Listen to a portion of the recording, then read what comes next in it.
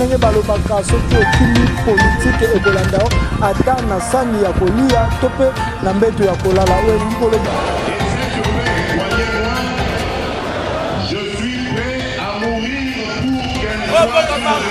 Tolingi Zaïre liboke moko lisanga moko.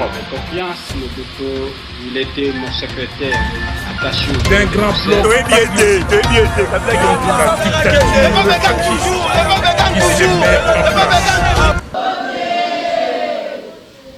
Espérons que nous sommes dans un pays francophone. Merci encore une fois, mesdames et demoiselles, messieurs, les amis de la presse.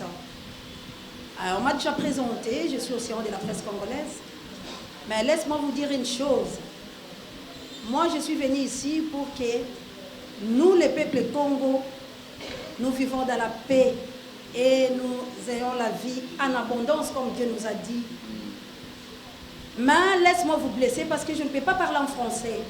Pourquoi le français? C'est la langue de la colonie. Oui. C'est les colonisateurs qui nous ont colonisés. Jusqu'au preuve du contraire, nous sommes sous l'air mappé parce qu'il nous a tous embralés dans un esprit pour que nous soyons faibles par rapport à eux. On nous apprendra pas leur langue, le belge, mais la française. La langue française et la langue coloniale. Oui, oui. Alors moi, je n'aime pas parler en français.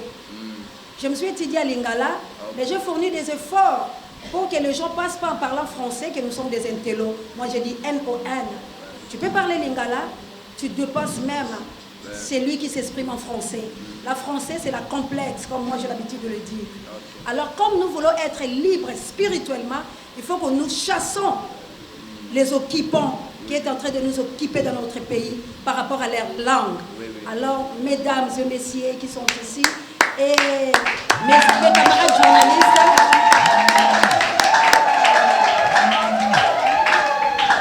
en tout cas, vous pouvez me permettre, parce que je dois parler ma langue, voilà, qui est Lingala, pour que tout le monde puisse bien saisir ce que nous sommes en train de dire ici. Mais il y a des autres qui vont intervenir en français pour essayer un peu de dire aussi aux Français que nous avons compris quelque chose. Et à date d'aujourd'hui, ça doit cesser. Et c'est pour cela que nous sommes ici pour dire non dans tout ce qui se passe dans notre pays. Si vous êtes d'accord, alors je dois parler à ma langue. Ça va? Ok.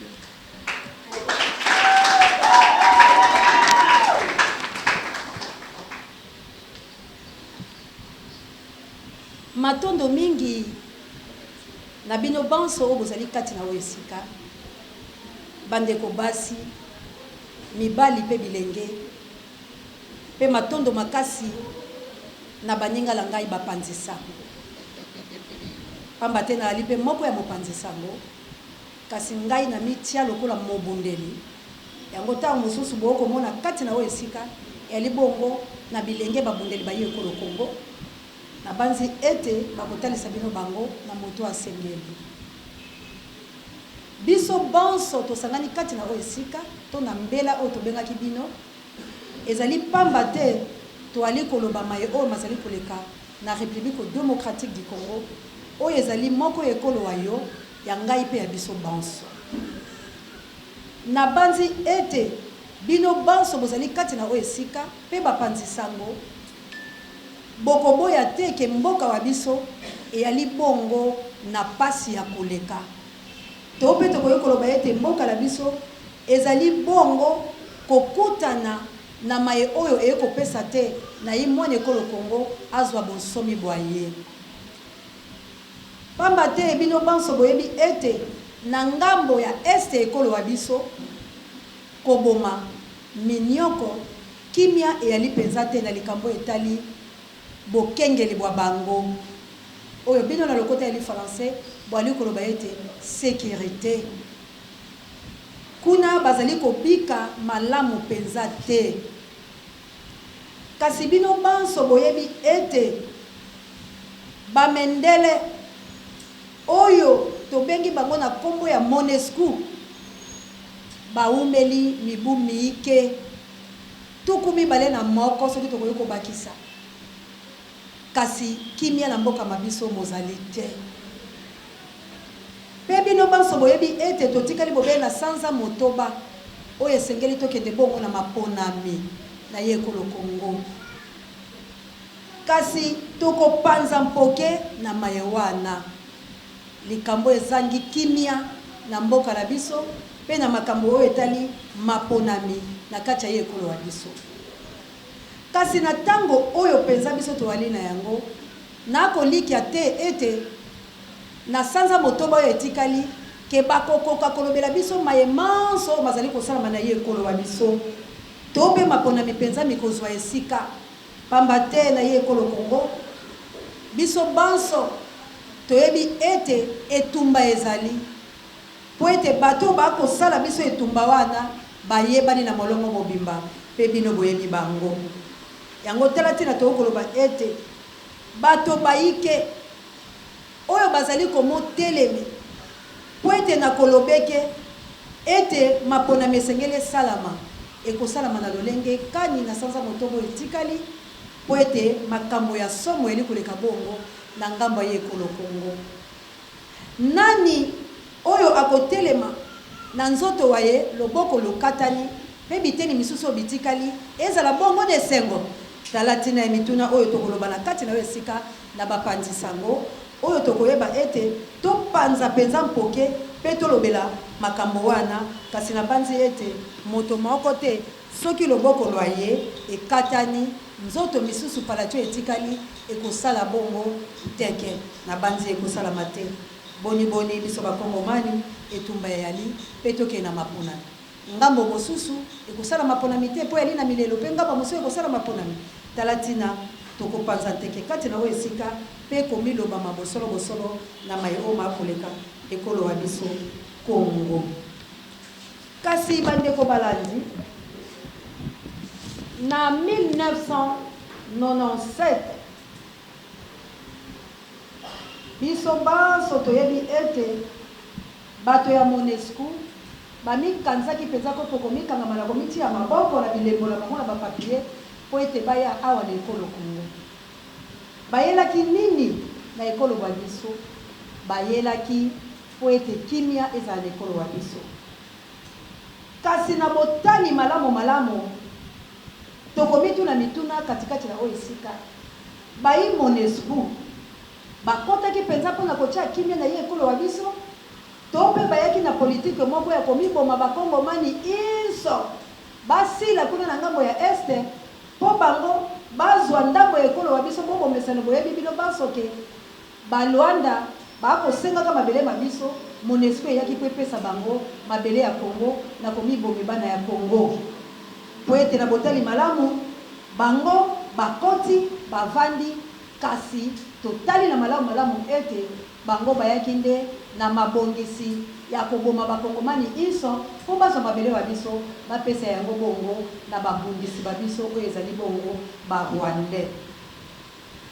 Tala tina oyo tokomituna mituna na bandeko babiso bapanzi sango tope na bakongomani oyo bali kati na oyo esika pona makambo wana po ete na bolobi ya solo tokopesa lisusu MONUSCO maboko te po ete awumeli liwa ezali kasi tina mayeme ezalaki kobatela bakongomani pe komobomba ete bitumba ezwa bango te.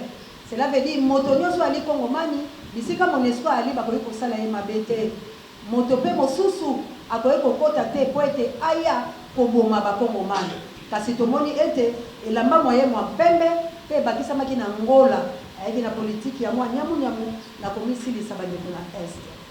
Kasi tokei na maye oyo tokopanza poke to pe mituna tokotunana tozali komona boye wuto tosanganaki lisanga bomoko na kati ya République démocratique du Congo po ete tobenga na baloki na biso kasi tomoni wuto mwana mboka Félix Tshilombo na kozwa maponami na ndenge ya nyamunyamu tomoni ete Kabila bungi te mayemanso Kabila ayaki kosala na mwa se na lokuko tomoni yango etongwani penza pole seke tokomona na miso na biso ete Kabila bungi te Kabila ali bobele mokonzi pe soki botali malamu na bisika biso ya malonga bokomona bobele bamwana Luanda pe bakabili pe bango basusu oyo baye bakosala na mboka na biso seke tosenzi lolenge te yango na kopesa matondo ya bato bakoloba ete Tous on a 5e président, tu as libéré la présidente à Bané. Pour être baron, mais aller au ma passe.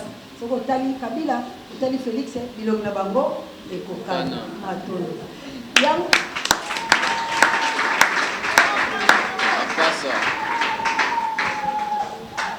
Yango toko kima lisu na lombango toko loba mayematali lamuka. Po ete biso banso toyebi ete totelemaki tolamukaki. Kasi lamuka. Epesi bayi Kongo mani bomoi. Tope ebomi bango lisu koboma. Nde wana toko loba. Na yango na banzi. Makambo o nazalaki nango poto loba liboso la bino. E bato bakontingola na lokote ya ni français bakozala. Bakontingola yango tona malamu. Na banzi ete suka la ngai ezali bongo.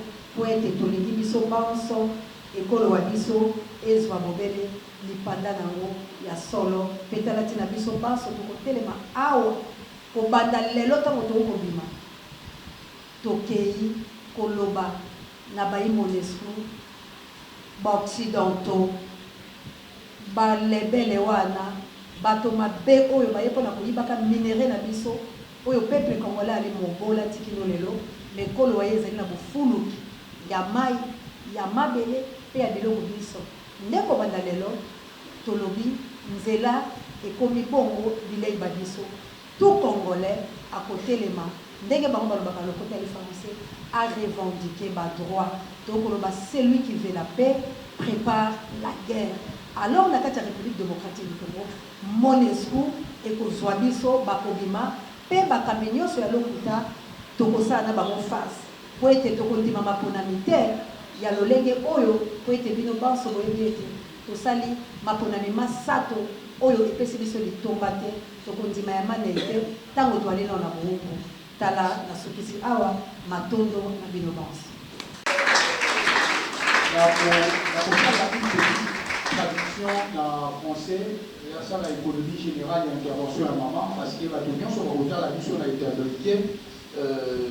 Baeka te bao balobaka bamanyo ya kalingala tomeka kozala aussi égoïste te pour la kopesaka mopemwa élément par rapport à makambo outi koyoka awa na intervention beaucoup magistrale combien pertinente ya maman.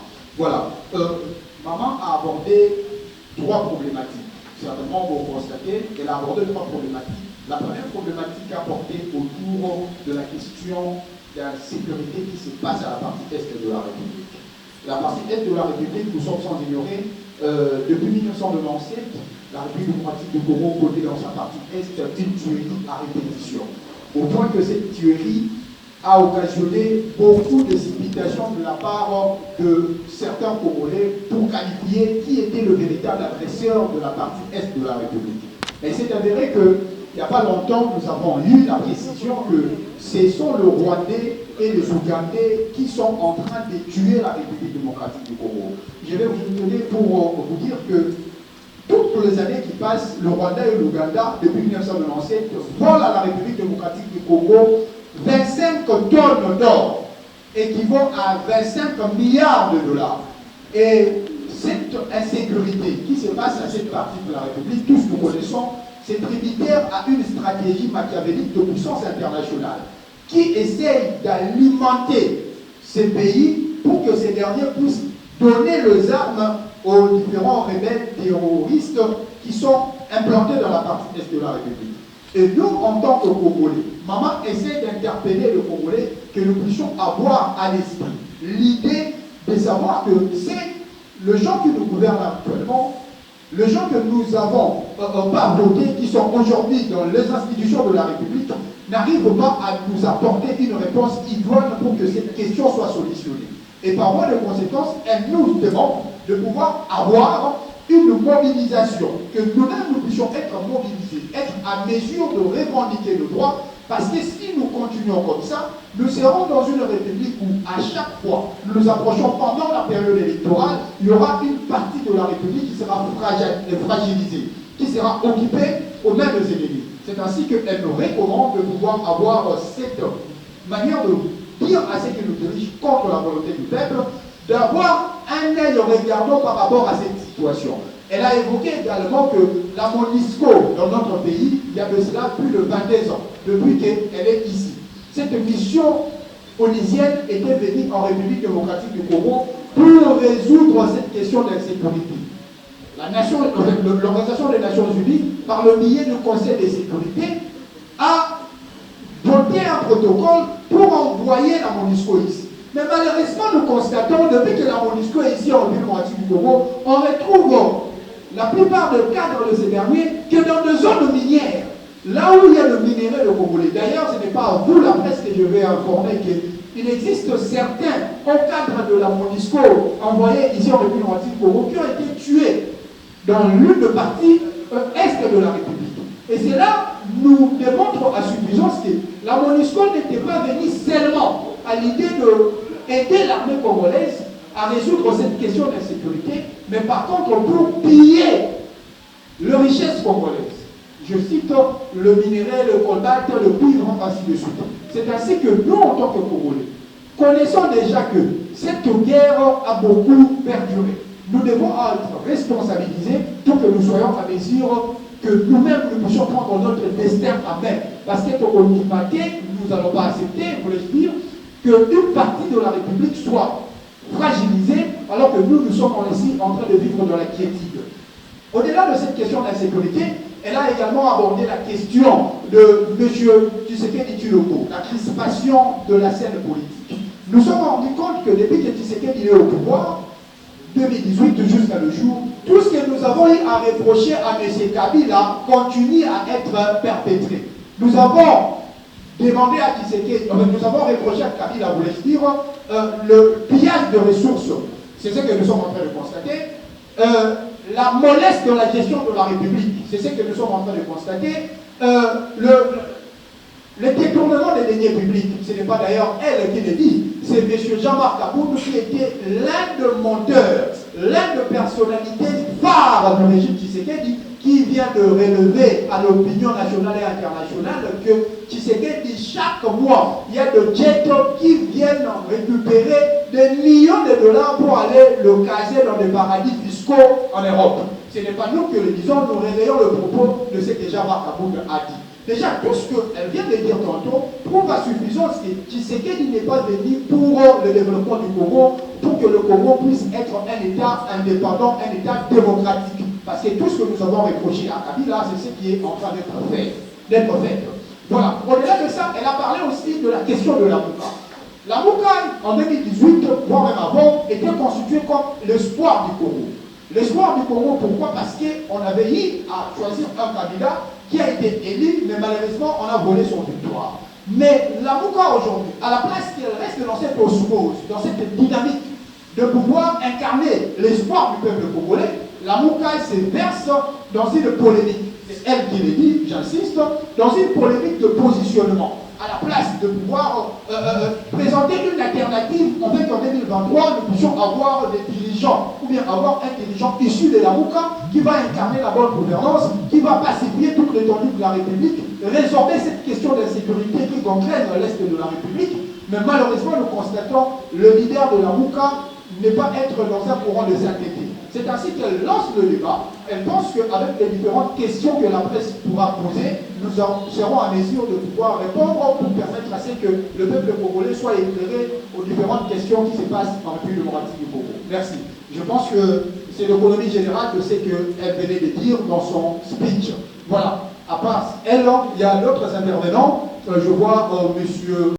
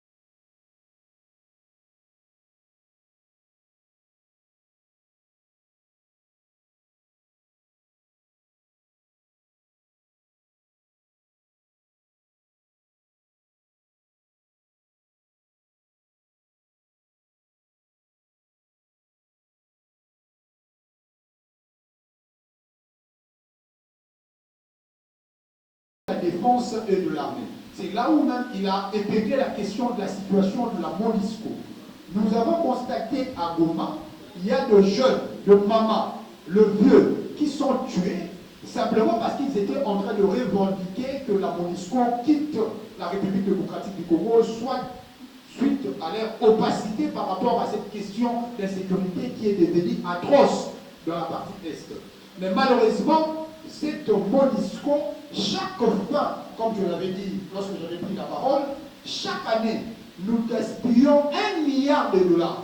À la place de cette somme d'argent, nous allouons ça, nous donnons ça à notre armée, parce que nous connaissons bien que notre armée souffre d'un problème sérieux, le problème d'équipement, le problème de nutrition. Comment vous pensez que un militaire qui est au front, en train de combattre pour la mère patrie, il est, supposons, en ressortissant de la province de Kasaï, mais il se retrouve à l'est de la République, mais ces derniers, il entend par voie téléphonique que ses enfants sont chassés à l'école, parce que tous nous connaissons que la qualité de l'enseignement n'est que lueur, n'est qu'une machination. Mais le militaire en question ne se sentira pas il n'aura pas une conception mentale apaisée de voir que sa femme n'a pas où mettre la tête, ses enfants meurent de faim, sont chassés à l'école, son fils est malade mais incapable de l'amener à de soins hôpitaux appropriés. C'est ainsi qu'il est d'une nécessité indispensable que nous puissions allouer une somme de 1 milliard de dollars à notre armée, afin que notre armée soit en mesure de pouvoir garantir, effectivement, une défense efficace. Au-delà de ça, la question de l'économie, on nous vend le rêve ici que le budget de la République démocratique du Congo est actuellement à 11 milliards. Mais le panier de la ménagère ne connaît pas cette question de 11 milliards. Nous sommes au son hier, le poisson qu'on a acheté hier à 2000 francs, aujourd'hui c'est à 4500. Nous nous posons la question, le prouesse économique que M. Tshisekedi Tshilombo est en train de mettre en exergue, pourquoi les retombées ne sont pas sur le plan social? Vous sentez que les grandes questions ont été abordées par son intervention et il a cité, pour être succinct, à la question du conflit qui existe dans la Mouka. Il a démontré qu'il existe effectivement, après que la Mouka ait perdu les élections par voie de tricherie, par voie de la fraude, M. Mouzitou et M. Fayulu, ils étaient restés dans la Mouka comme le conservateur, le gardien de l'espoir du peuple. Mais malheureusement, il s'est avéré qu'après la marche qui s'est passée en 2000, qui s'est passée certainement cette année, qui a eu la mobilisation du peuple congolais, M. Fayulu, je le cite nommément, il a bon choisi de pouvoir rejoindre Kabila pour continuer le même combat de la résistance avec Kabila. Chose qui n'a pas plu à M. Mouzitou, et Mouzitou en tant que visionnaire du Congo, il est resté dans la Mouka étant le seul et l'unique symbole qui incarne la volonté du peuple, et il dit à M. Fayulu, parce que cette comédie du bloc patriotique n'a pas abouti à un fait escompté, par voie de conséquences, il doit rejoindre la Mouka pour que nous puissions, au départ, d'abord dire pardon au peuple congolais parce qu'il a sapé le combat du peuple congolais. Le peuple congolais n'avait pas choisi M. Fayulu en tant qu'individu, mais parce qu'il a été soutenu par d'autres acteurs politiques, je cite, entre autres M. Adolphe Mouzitou. Alors, sur base de ça, il ne doit pas penser que cette popularité qu'il pourrait avoir, c'est une popularité personnelle, parce que c'est le même peuple qui paie aussi les choix de cette royauté. C'est ainsi que nous disons qu'il doit commencer à demander pardon au peuple congolais d'avoir bradé son combat avec M. Kabila, qui est même celui qui a planifié la fraude électorale que nous avons assistée en 2018. Donc, sur base de ces éléments de langage, que je me suis permis de pouvoir traduire d'une manière succincte l'intervention de Bruno Mibenga. Au-delà de ça, certainement, il y a aussi Josué Lumumba qui doit aussi donner sa position.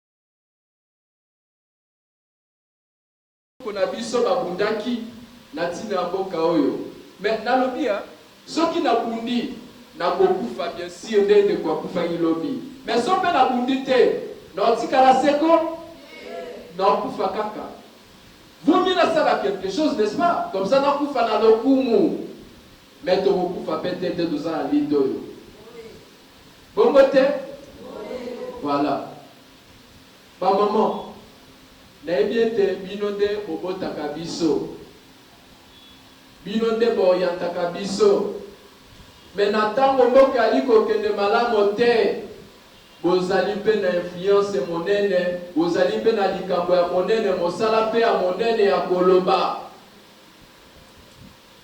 boke koinfluence makambo mpe échanger boyeba ete na mikolo ezali koya lokola neti ndeko bino mibeka yuti koloba ezali mokolo ya kafu ya batension pamba te tokondima ata moke te tokende na maponami oyo ekomema biso esika moko te tokondima ata moke te soki mpe ata toke na maponami yango baimpose biso moto oyo biso toponi ye te wana kozala na devoir ya redevabilité te wana ezali bitumba ya kati me ya libanda mpona koshi te lelo oyo bapuissance internationale bango bazali à la base il y a de non-développement non seulement il y a Congo mais également il y a Afrique mobimba biso bato mwindo boyeba ete ata à chaque fois insécurité ezalaka na mboka à chaque fois pasi ezalaka na Afrique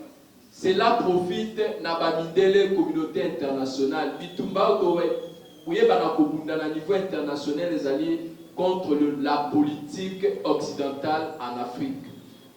Le quoi n'ali komona ndeko na ngai Kemi Seba ali kobunda ngo un peu partout et biso pe to ali na ligne wana ya ba père na biso ba Kwame Nkrumah ba Thomas Sankara ba Sékou Touré ba to ba bundaki na tina poso mwindo oye ba ete aussi longtemps que tu vives tu vaincre plutôt système politique ya mondele te na Afrique to koyeba na kobaluka kaka esika moko alors to ko vaincre ya mondele nini balobaka ete pokoma omona mosika il faut omata na mapeka moto azali molai to moni mosika biso esengeli to penser na kosala eloko babengi coopération mais coopération yango tokosala yango na banani na pesa mwa historique moko ya mwa moke mpo na koshite ntango bapere na biso baendaki koluka lipanda na janvier je crois 1960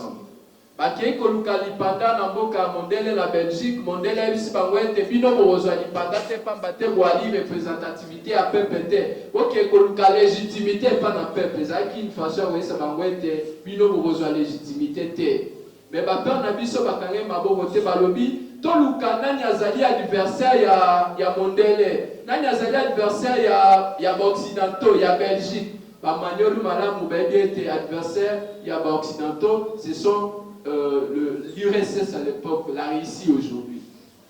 Domoni Lumumba Loba qui était, il est temps maintenant de tourner le regard vers la Russie. Domona qui était, Antoine Gizenga ça qui discours il y a une minute dans Moscou, la radio nationale il y a Moscou pour la Kolobete, Tokozwani Panda, na manière nyosoto yo mondela kolinga, soki na midu qui se fait la kimia Tokozwani Panda. De biso na idéologie wana to manyola ki ko ezali bongo la biso malabo pona koloba ete lelo il est temps maintenant de tourner les regards vers la Russie tokokende kosala partenariat militaire lokola lelo Russie alongi makambo na Mali bali koloba isusu boko arabe te lelo lokola Russie alongi makambo na RCA biso toko embrasser voie ya Russie pour le développement et pour une paix totale.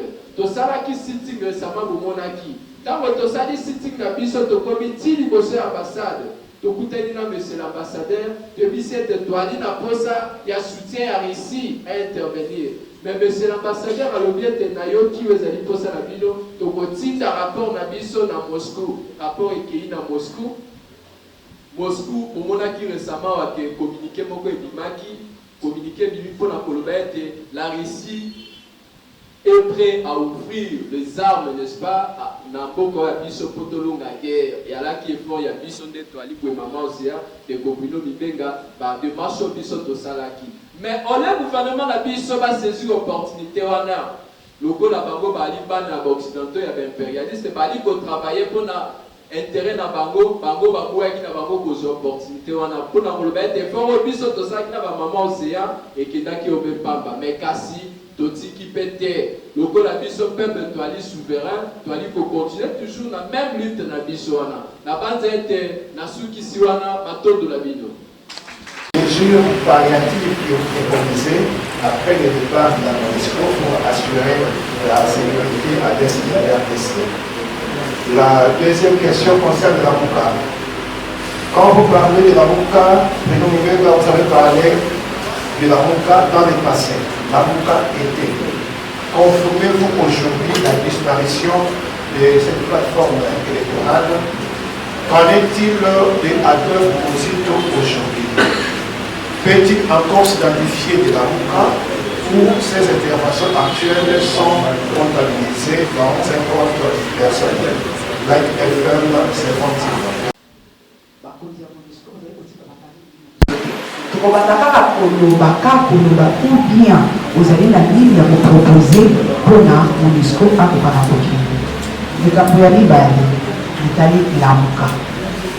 Alors, vous voyez que non, vous allez avoir un sujet essentiel. Il y a pour la Lamuka Nabiso, mais les dirigeants de la Lamuka vont continuer la polémique ou les armes de la Mako. Couteau va bien à Bali Baba, couteau va bien à le 4 voleurs, on a mis le Sénégal de Mako. En 2023, est-ce que Adolphe Bozito n'a failli nous dire parce que si on a sur le beau qu'on a le beau qu'on dit si on a la 2018, est-ce que ma bonne amie Yango et vous allez vous dites que moi quand Andimi le beau qu'on a la gamme à Kabila on a dit le beau qu'on a la Kabila nani entre le homme et ma tante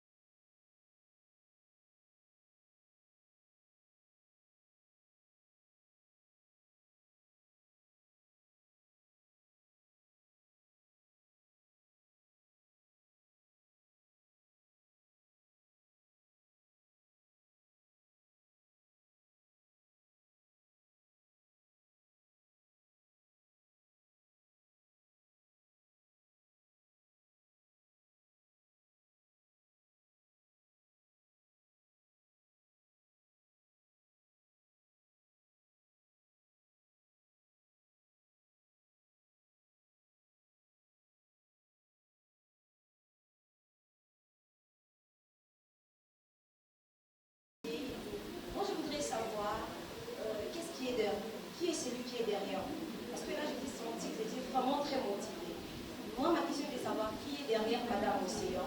Et 2023 s'annonce. C'est quoi votre position? Merci.